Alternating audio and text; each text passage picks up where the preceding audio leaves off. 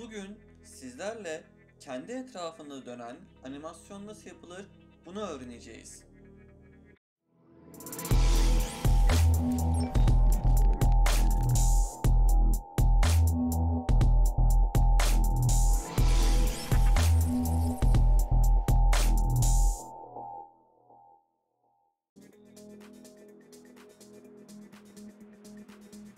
Bu sayfamızda yalnızca iki tane öge oluştururuz. Bunlar Space ve TextView.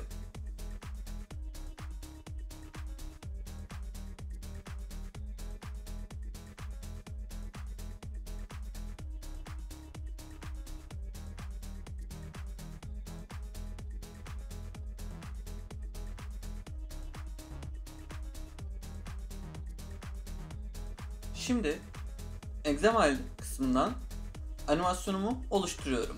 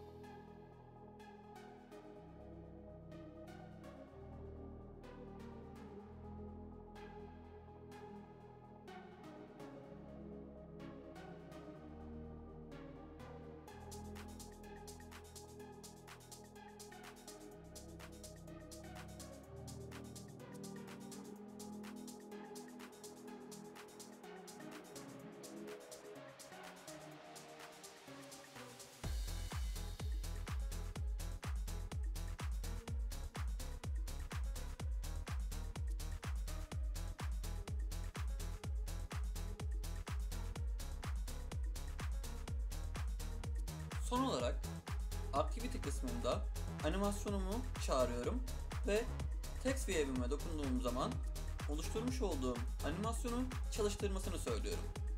Hepsi bu. Bu arada videomu beğendiyseniz beğen butonuna basmayı unutmayın.